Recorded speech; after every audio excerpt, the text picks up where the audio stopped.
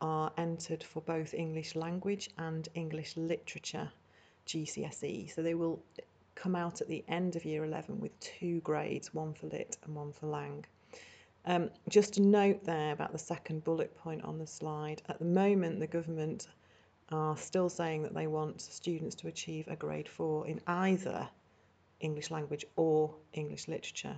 So if a student doesn't get one grade 4 out of the 2, then they'll need to resit until they get a grade 4 in either of the subjects. They don't need a grade 4 in both of the subjects. We cover the 2 syllabuses over the 2 years, and the students then sit 4 examinations at the end of year 11. So there's no coursework at all that counts towards their grade. It's all in exams, and all the exams are closed book. So the novels that we study and the poems, etc., that we study together in lessons, students are not allowed to take those into the exam hall with them. The exam board we use is AQA for both language and literature, and they have a really good website that students and parents might find useful. There's the address if you want to have a look. The exams are weighted equally for English language, and paper 1 for English language assesses students' reading and writing skills using fictional text, and they have to produce a piece of fictional writing. Paper 2 is the same idea, same structure, it's reading and writing, but this time students are given unseen non-fiction text, and they have to produce a piece of non-fiction writing. So the weighting is equal between reading skills and writing skills for English language, and both those papers are currently 1 hour 45 minutes long. Reading skills, as you'd expect for a GCSE, that they're able to cope with a range of different types of text, that they can read fluently, and they've got good comprehension. And they for the higher grades, they also need to be able to show that they can read critically, and that involves them having a good knowledge of literary traditions, for example, and the purposes and functions of different types of writing. And for their writing skills, they need to be able to write in standard English at all times, use correct grammar, punctuation and spelling at all times, and exhibit a wide and varied vocabulary, alongside making sure they can adapt their writing to whatever the task is that they've been given. So if it's a fictional piece of writing, they need to use lots of imagery, for example. If they've been asked to write a letter, then they need to use the common layout and all the language features, linguistic features that we expect to see in a letter. There's also a speaking and listening element to the course, to the English language GCSE, but this does not contribute towards the final grade in any way. It's just an award that is printed on the student's GCSE certificate for English language, and it will say either pass, merit or distinction. So students have to do this. It's a compulsory part of the course. We do it in school, in lessons, and teachers award the spoken language element, and that is then externally moderated by AQA. For English literature, there are also 2 exams, but there's not equal weighting. So paper 1 is a shorter exam. It's 1 hour 45 minutes at the moment, and that's worth 40%. And paper 2 is a 2 hour 15-minute exam and is worth more for obvious reasons.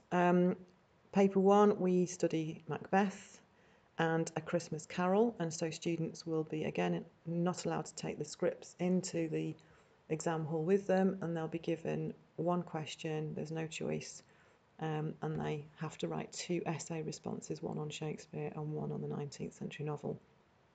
For paper 2, the 20th century novel varies depending on the teacher that's teaching the group, and also what we think the students might enjoy collectively. So that depends on what the teacher eventually decides they want to do. So at the moment, please don't go out and buy books for students, because they might not be studying the novel that you think they are. and we don't cover the 20th century novel until year 11. The anthology collection we do here is Power and Conflict, and then section C of paper 2, there's an unseen section where they'll be given 2 poems they've not studied in class with us, and they have to answer an essay on those 2 poems as well.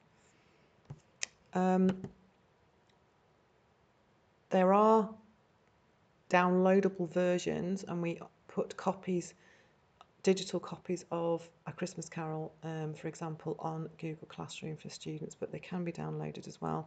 And there's a whole range of revision guides out there, but we recommend some of them, so I would hold off buying revision guides at the moment, and you can purchase them from us, or you can take our recommendations and buy them elsewhere. There's some useful websites on this slide for you as well to have a look at. And we tend to use Seneca Learning a lot in English, as well as obviously using Google Classroom to set homework and remote learning when necessary. Every half term, we make sure that we are assessing students. They will be given a diagnostic test, which is basically a one question from an exam paper, so it'll be an examination style question, but they won't do the whole paper, they'll just do one question. We mark it and return it with them with targets for improvement. They will also sit trial examinations, full exam papers under exam conditions, and again they get quite detailed feedback on where they need to go next in order to improve. And we use a whole range of different types of feedback. Sometimes it's whole class feedback, sometimes it's individual target setting, and students are used to that. They are the same types of feedback we've been using with them at Key Stage 3. Homework, obviously we set homework each week in line with the school policy on homework, so that's just a reminder there of the kinds of homework students will be set regularly. And how you might be able to help at home is the same as every subject really, making sure that they are doing their homework, they're getting into a routine of doing it, making sure that they are using the resources that are available to them. So if they say they can't do something, well, have they checked SparkNotes? Have they checked Google Classroom? Have they asked their teacher for clarification, etc.? And we're also in the process of printing off a revision booklet and a practice revision booklet for every student in Year 10.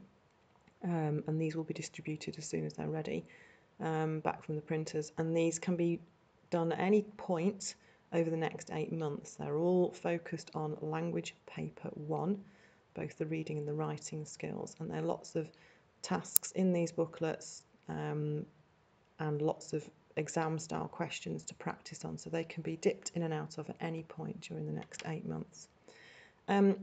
Please let me know if there's anything else you would like to know about English, and I can be contacted by email, so it's jtwibell@glossopdale.school, and I'll be happy to answer any of your questions. Thank you for listening.